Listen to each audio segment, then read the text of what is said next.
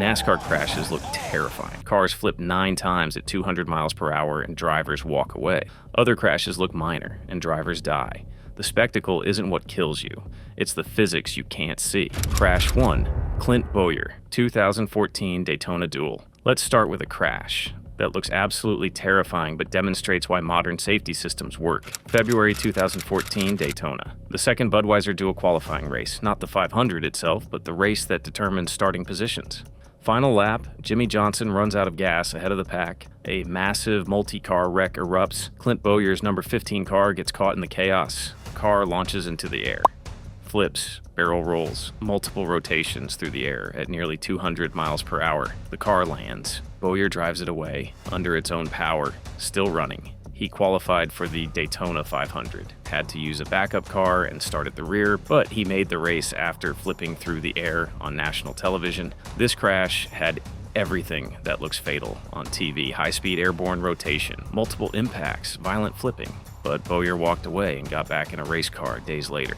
This crash had everything that should kill you: high speed, multiple impacts, airborne rotation, roof strikes, but the safety systems did exactly what they were designed to do. The roof structure, though compressed, maintained cabin integrity. The hands device prevented basilar skull fracture. The 6-point harness kept him centered in the seat. The safer barrier absorbed impact energy when the car hit the wall.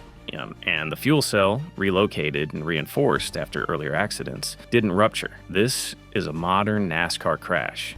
Violent, spectacular, survivable. Now let's see what happens when one of those systems fails.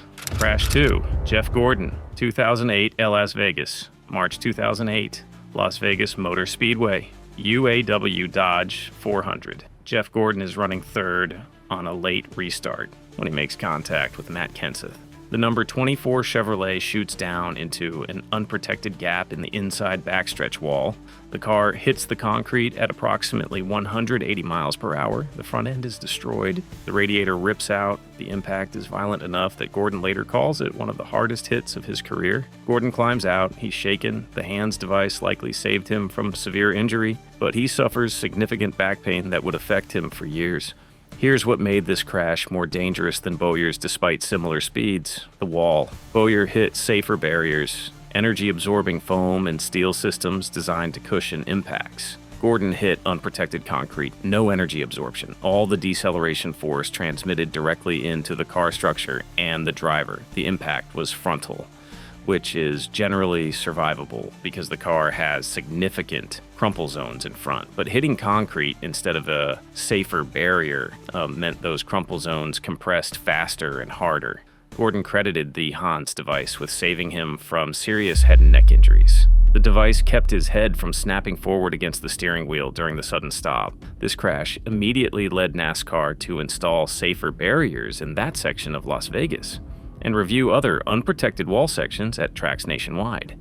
Gordon's crash exposed a critical safety gap that had existed for years but hadn't been addressed until a star driver hit it at full speed. If you're learning something about crash physics you didn't know before, hit subscribe.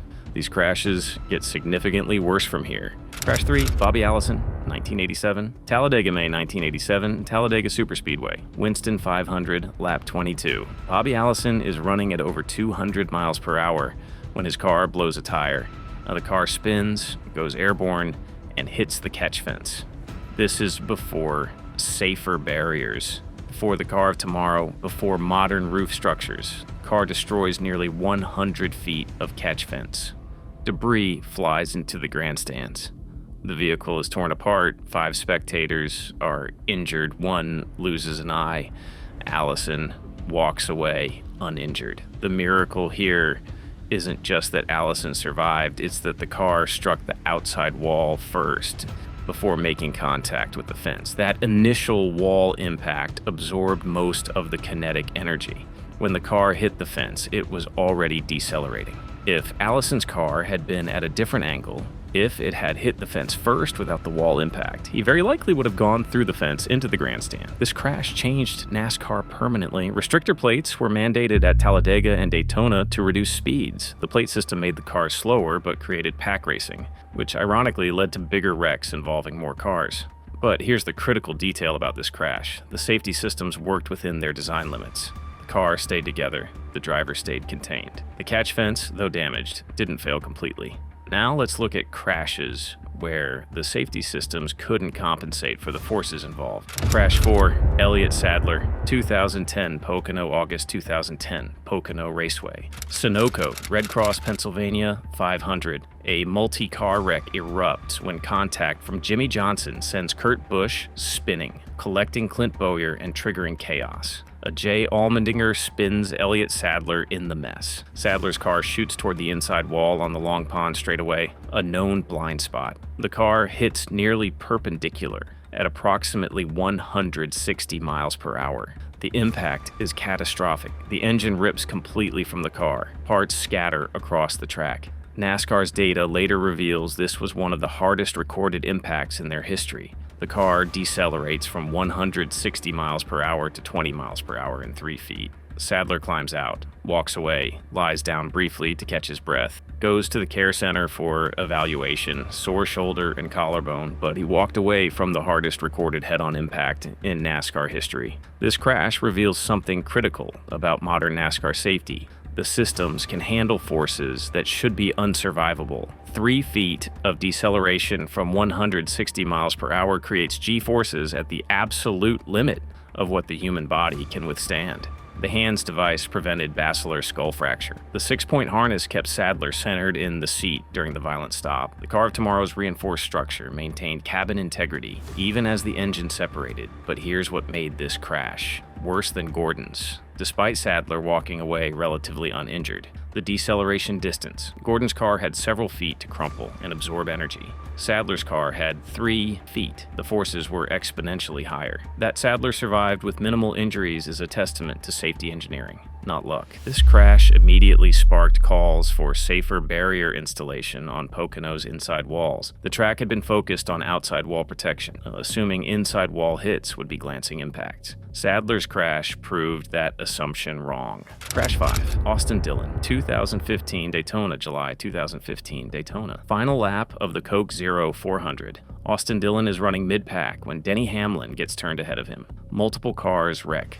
Dillon gets pushed by Jeff Gordon and has nowhere to go. His car hits Brad Keselowski's stopped vehicle at approximately 190 miles per hour with 0 deceleration, no braking, no scrubbing speed, full racing velocity into a stationary object. The car launches into the air, flips, lands upside down, and slides into the catch fence at over 150 miles per hour. The vehicle tears through the fence. The engine separates from the chassis. The cockpit structure is destroyed. Debris, including the entire engine block, flies into the grandstand. 7 fans are injured. Dillon is conscious but injured. Bruised lung, fractured tailbone, severe bruising across his entire body. This crash demonstrates the absolute limits of modern NASCAR safety systems. The Car of Tomorrow, introduced in 2007 specifically to improve crashworthiness, saved Dillon's life. The reinforced roll cage maintained just enough cabin integrity to keep the structure from complete collapse. The HANDS device prevented fatal head injuries. The 6-point harness kept him in position, but the forces exceeded design parameters. When the car hit Keselowski, it went from 190 miles per hour to approximately 120 miles per hour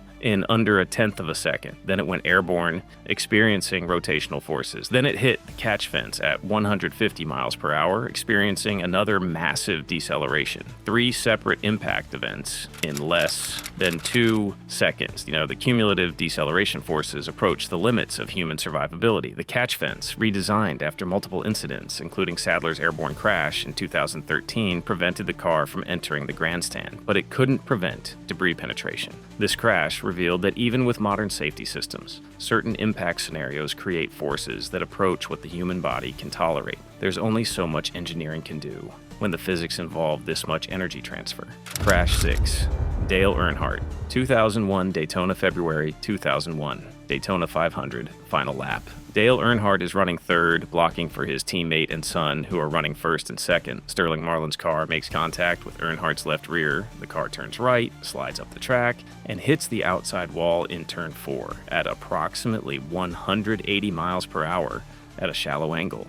Ken Schrader, unable to avoid the wreck, hits Earnhardt's passenger side immediately after the wall impact. Earnhardt is killed instantly. Basilar skull fracture. This crash shouldn't have been fatal.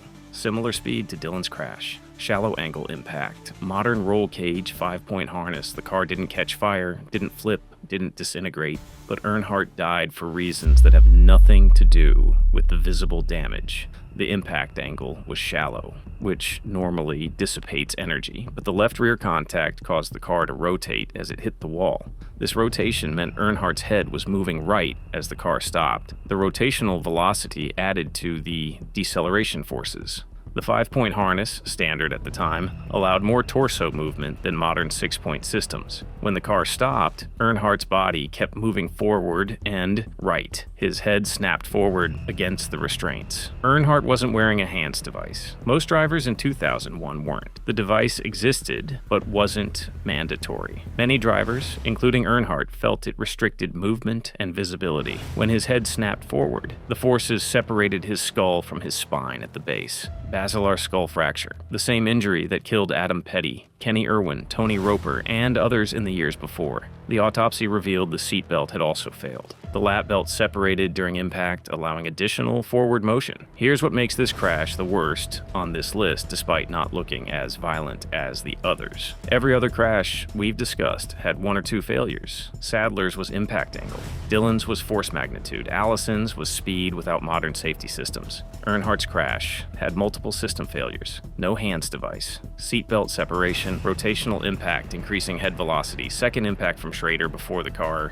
finished decelerating from the wall hit. Any one of those factors alone might have been survivable with modern equipment. Combined, they created a scenario where the forces exceeded what the human body could withstand.